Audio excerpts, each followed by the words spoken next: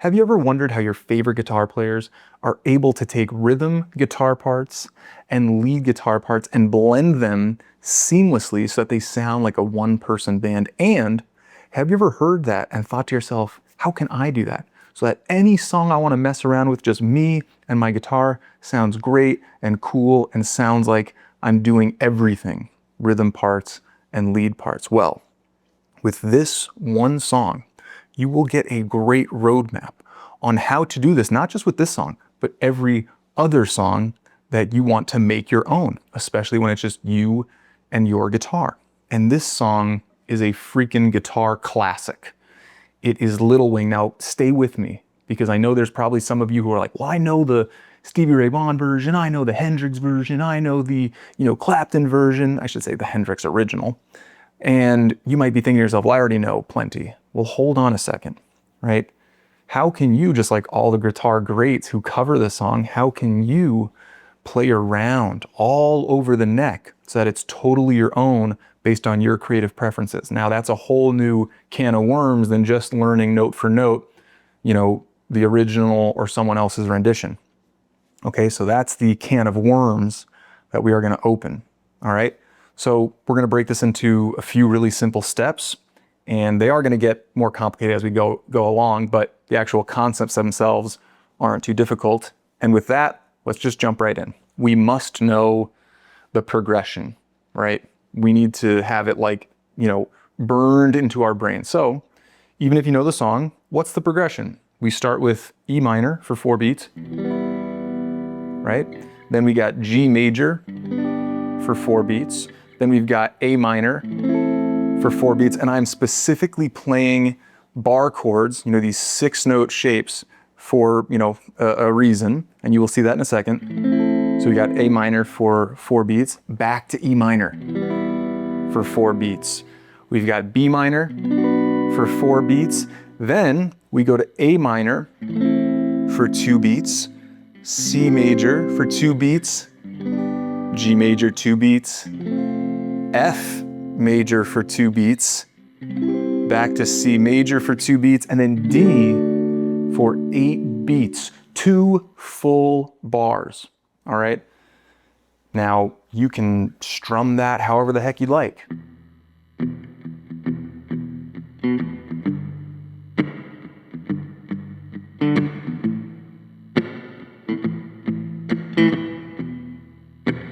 Whatever you want to do, you just need to know, where the changes happen, how the progression, weaves in and out of different chords. That's the main concern. All right. Now, what can you do to really lock into that? Well, you can play it against a metronome, right? So that you're just on your own, or you can play it with the backing track. Now, if you're going to play it along with Jimi Hendrix or Stevie Ray Vaughan, those are kind of the versions for me that are the most legendary.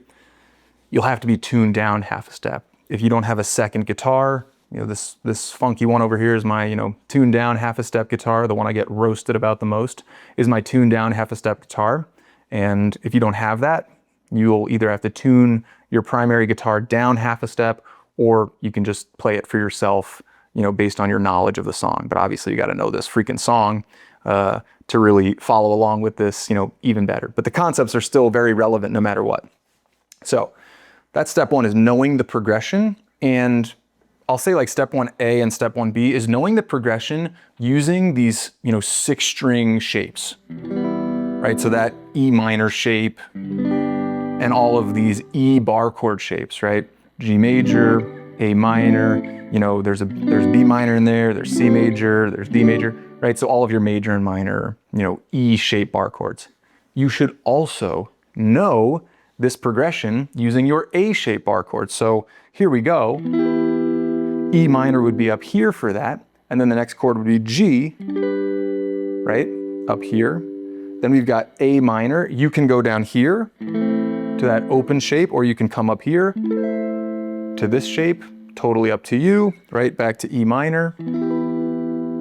Then we've got B minor. You can again come down here if you want to squeeze.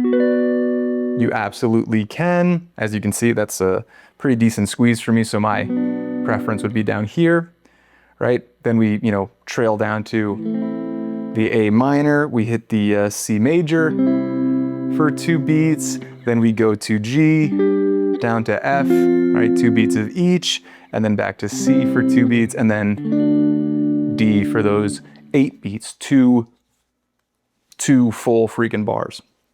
All right, where the, you know, the fill comes in, do, do, do, do, do. All right, but you should know the progression using, you know, those shapes. And eventually you're gonna weave through those shapes. And this is, you know, a primary starting point for any song that you wanna, you know, play with in this way, right? So you take a song like The Weight by the band, and you wanna, you know, play around with, you know, that chord progression. Well, a really nice way to do that is to map it out using these bar chords, a really simple way. There's more complex ways we'll go over in a second, all right, or later on. But the best starting place in my mind is to just use these bar chords so that you can shift around the neck and you'll have access to different, you know, scale shapes underneath those when we bring those into play, right? So practice that along with the either, you know, recordings or just using a metronome, using the E shapes, the A shapes. That would be step one, you know, maybe 2 cycles of each, more if you want, you know, to really get locked in. And then the next step, the next phase would be to make sure that you know, at the very least, the pentatonic shapes around the neck. And I'll link a good video that I think I put out of mapping the neck using pentatonic shapes. In fact, it's in the key of G major / E minor, right? Relative major minor scales.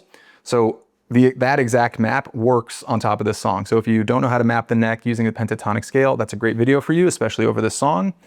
But you want to be able to take these shapes all over the neck. So if we're starting with an E minor, here's a shape that would go perfectly underneath it. Right?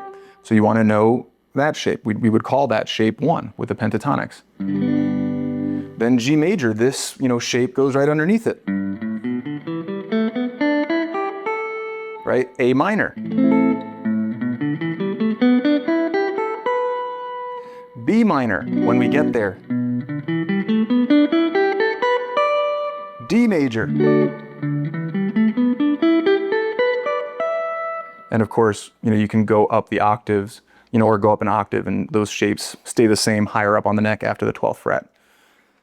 But you don't have to do it with the chords, that'll come next. But step 2 would just be making sure you know the scale shapes in that key. So same thing, you know, think of a song, of course I'm always gonna space when I'm, you know, putting myself on the spot.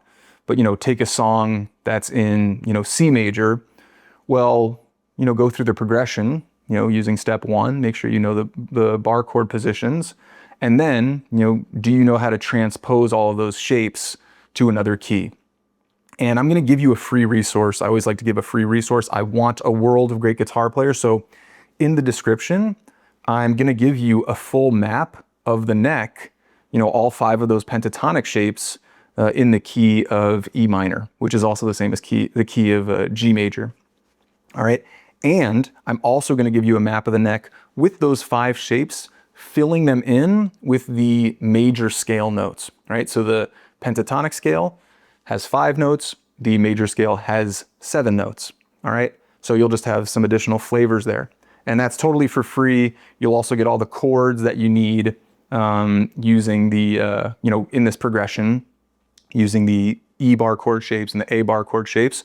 So in my mind, a pretty thorough free download. But again, I want you guys to have that and get good at this freaking instrument. And with that, let's move into step 3. So the next step, step 3, is blending the E and A bar chord shapes with the closest, right, the correlating scale shape, whether that's pentatonic. I know that's what I've been covering right now to keep things, you know, simple. But like I said, in the downloadable PDF, you have a map of the neck using the major scale, right, and all of those major scale notes. And you want to be able to take a specific chord, and these are the most basic chords, and you want to be able to hit the right scale if you want to weave in the most, you know, basic way between chords and scales, or move it up here, right? Here's E minor. If you want to play it in a different location, all of a sudden there's going to be a different scale nearby. And if you play the B minor down here, you're in between shape 1 and shape 2. So it's up to you to make that decision. What do I want to do?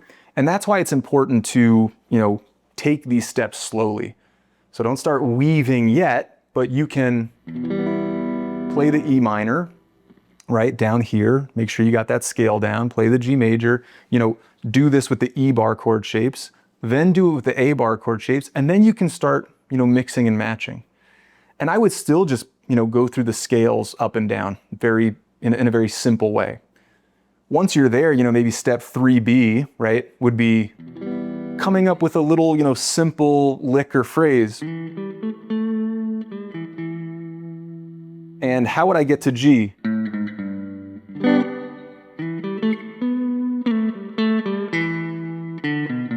Right, I can do that same kind of little chromatic run.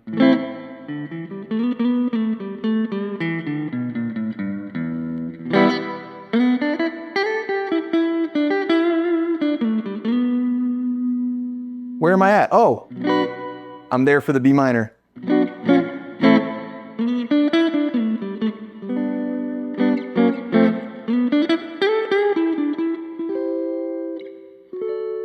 Right, and here's a C major triad and a D major triad. So there's more things you can go in there. I know I was just, messing about. So I realized the actual progression wasn't perfect with, the amount of beats and things I was supposed to stay on various chords, but you get the idea. Once you know the scale shapes and the chord shapes, you can make some interesting decisions. And, even if you just know the pentatonic scale, you'll be able to create some interesting lines that are totally your own based on how you're choosing to weave through the chords and the scales that you're choosing.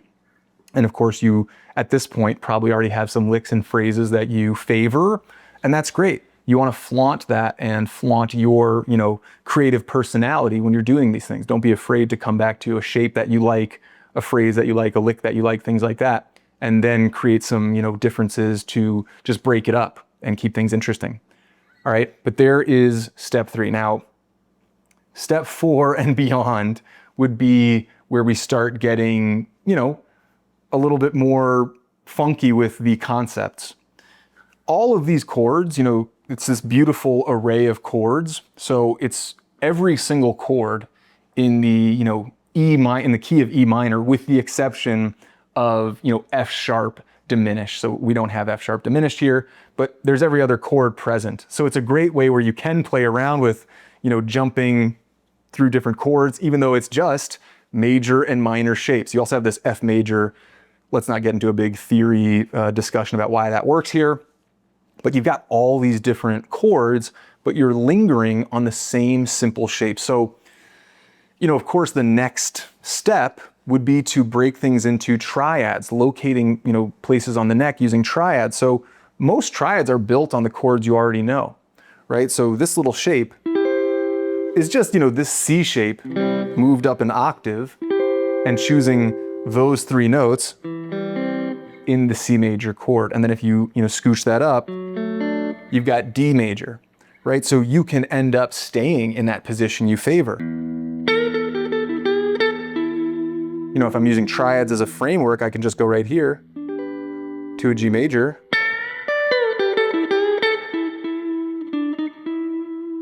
A minor's right here.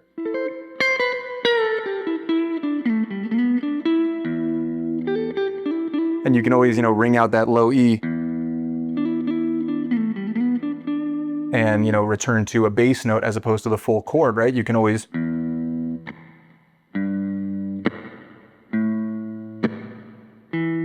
and just use the bass notes to noodle around and create your own flavors. Again, this is huge if you're just alone with your guitar, but those triads allow you to move to different shapes and stay in one area, right? You're like, oh, I haven't finished up in this area.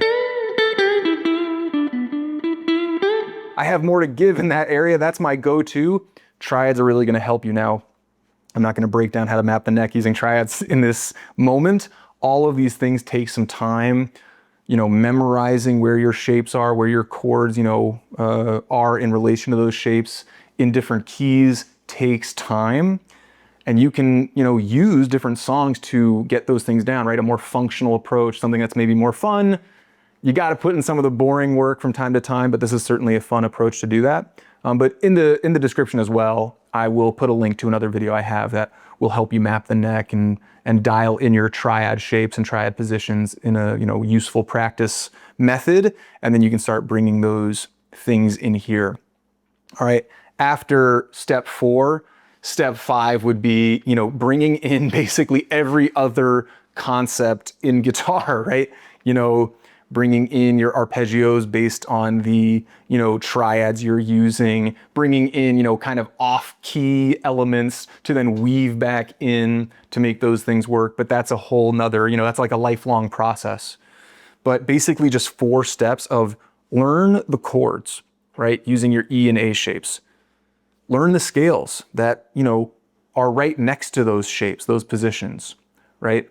Combine them. Start just really basic, hit the chord shape and then play with the scale, right? Just up and down, or down and up, based on where that chord is, right? Then, do that with the E shape, do that with the A shape.